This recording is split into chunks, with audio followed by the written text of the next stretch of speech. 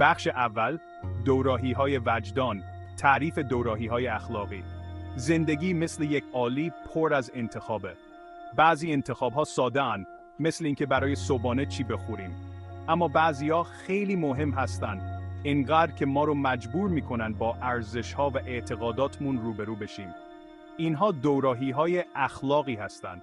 موقعیت‌هایی که بین اصول اخلاقی متضاد گیر می‌کنیم و هیچ راه حل ساده‌ای وجود نداره. یک دکتر رو تصور کنید که با یک بیمار لاعلاج روبرو هست که ازش خواهش میکنه دارویی بهش بده که به زندگیش پایان بده و از رنجش کم کنه. دکتر قسم خورده که زندگی رو حفظ کنه، اما در این حال به استقلال بیمار و تمایلش برای مرگ با وقار احترام میگذاره. دوراهی‌های اخلاقی مفاهیم فلسفی انتزاعی نیستند که فقط تو کتاب‌های درسی باشن. این دوراهی‌ها تو زندگی روزمره ما نفوذ می‌کنن و اغلب به صورت نامحسوس ظاهر میشن. مشخصه اصلی یک دوراهی اخلاقی نبودن یک جواب ساده است. بخش دوم، سنگینی انتخاب. چرا تصمیمات اخلاقی مهم هستند؟ تصمیمات اخلاقی بلوک‌های سازنده شخصیت ما هستند و اون چیزی که هستیم و دنیای اطرافمون رو شکل میدن. هر تصمیم اخلاقی، هر چقدر هم کوچک، روی زندگی ما و اطرافیانمون تأثیر میگذاره. تقلب کردن سر امتحان رو در نظر بگیرید. ممکنه به نظر برسه که جرم بی‌ضرریه، اما صداقت تحصیلی رو تضعیف میکنه و اعتماد رو از بین میبره. انتخاب‌های اخلاقی ما روی احساس ما از خودمون تأثیر میگذارن. عمل کردن مطابق با ارزش‌هامون صداقت و عزت نفس رو در ما پرورش میده. برعکس، زیر پا گذاشتن ارزش‌هامون قطع نمای اخلاقی ما رو خراب میکنه. تصمیمات اخلاقی ما الگویی برای دیگران، به ویژه کودکان هستند. تصمیمات اخلاقی ما رو تعریف میکنن، روابط ما رو شکل میدن و روی دنیا تأثیر میگذارن. این تصمیمات اقداماتی هستند که مسئولیت اجتماعی ما رو نشون میدن و به ساختار اخلاقی جوامع ما کمک میکنن. بخش سوم، گرفتار در دوراهی‌های اخلاقی در زندگی واقعی. دوراهی‌های اخلاقی تو واقعیت زندگی روزمره ما ظاهر میشن و اغلب ما رو غافلگیر میکنن. مسئله کلاسیک واگن برقی رو در نظر بگیرید.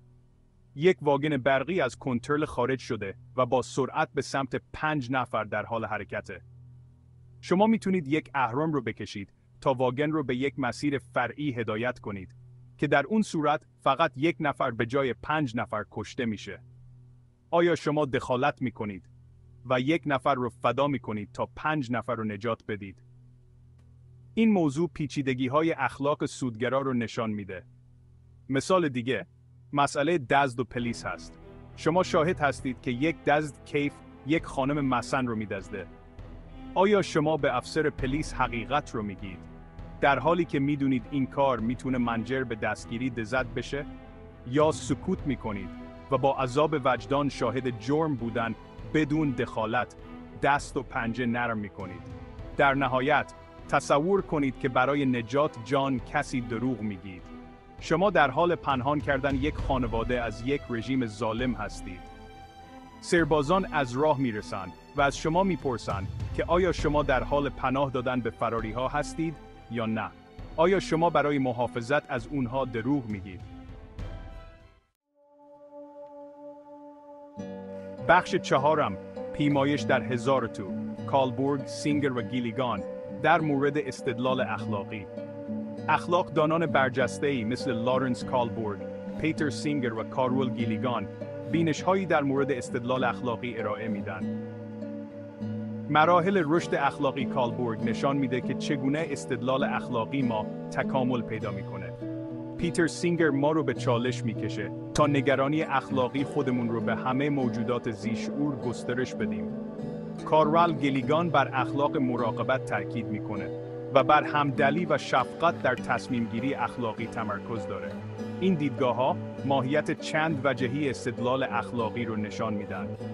قضاوت‌های اخلاقی ما متأثر از عوامل شناختی، عاطفی و اجتماعی هستند. بخش پنجم، قلب و ذهن، احساسات و عقلانیت در انتخاب‌های اخلاقی. تصمیمات اخلاقی عمیقاً با احساسات، شهود و احساسات درونی ما گره خوردن. عقلانیت نقش بسیار مهمی داره، اما احساسات قطب نمای اخلاقی ما رو شکل میدن. واکنش احساسی به مشاهده یک بی‌عدالتی رو در نظر بگیرید. این واکنش‌های احساسی که ریشه در همدلی و شفقت دارن، انگیزه عمل اخلاقی هستند.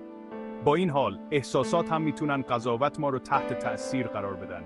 ترس، عصبانیت و تعصب میتونن منجر به انتخاب‌های غیر منطقی یا مضر بشن. نکته کلیدی، ایجاد تعادل بین ذهن منطقی و قلب عاطفیه. ما میتونیم با استفاده از همدلی و تفکر انتقادی انتخاب‌های اخلاقی داشته باشیم که با ارزش‌هامون هماهنگ باشن. بخش ششم، اثر موجی، پیامدهای اعمال ما. هر تصمیم اخلاقی یک اثر موجی فراتر از حوزه آنی ما ایجاد میکنه. انتخاب‌های ما برای خودمون، روابطمون و دنیا پیامدهایی دارن. یک مدیر عامل رو تصور کنید که برای به حداکثر رسوندن سود در مورد مقررات ایمنی سهل انگاری میکنه. این تصمیم ممکنه از نظر مالی مناسب به نظر برسه، اما میتونه پیامدهای ویرانگری داشته باشه. اعمال مهربانی و صداقت میتونن الهام بخش دیگران باشن و یک چرخ نیکو ایجاد کنن. اتصال متقابل دنیای ما تأثیر انتخاب‌های اخلاقی ما رو تشدید میکنه. ضروریه که با آگاهی از پیامدهای احتمالی به دوراهی‌های اخلاقی نزدیک بشیم. بخش هفتم، یک سفر مادام العمر، پذیرش پیچیدگی اخلاق. مطالعه اخلاق یک سفر مادام العمر برای خودشناسی، یادگیری و رشد. هیچ پاسخ ساده‌ای برای دوراهی‌های اخلاقی پیچیده وجود نداره. ما باید در گفتگوی مداوم شرکت کنیم، فرضیات خودمون رو به چالش بکشیم و ابهام رو بپذیریم. به دنبال دیدگاه‌های متنوع باشید و در بحث‌های محترمانه شرکت کنید. فروتنی رو در خودمون پرورش بدیم، اشتباهات خودمون رو بپذیریم و ازشون درس بگیریم. رشد اخلاقی یعنی دست و پنجه نرم کردن با پیچیدگی‌ها و تلاش برای زندگی با صداقت و شفقت. بخش هشتم، فراخوانی برای اقدام، پرورش شجاعت اخلاقی و صداقت. در مواجهه با دوراهی‌های اخلاقی، باید شجاعت اخلاقی خودمون رو فرا بخونیم. پرورش شجاعت اخلاقی نیاز به خودآگاهی و تعهد به ارزش‌هامون داره. به این معنی که حقیقت رو به صاحبان قدرت بگیم و بی‌عدالتی رو به چالش بکشیم. صداقت یعنی هماهنگی اعمال ما با ارزش‌هامون و سنگ بنای رهبری اخلاقیه. دنیا به افرادی نیاز داره که از چیزهای درست دفاع کنند و الهام بخش دیگران باشند. فراخوانی برای اقدام روشن و واضح هست. شجاعت اخلاقی رو در خودمون پرورش بدیم و با صداقت زندگی کنیم. با این کار ما به ساختن دنیای عادلانه‌تر، منصفانه‌تر و دلسوزانه‌تر کمک می‌کنیم.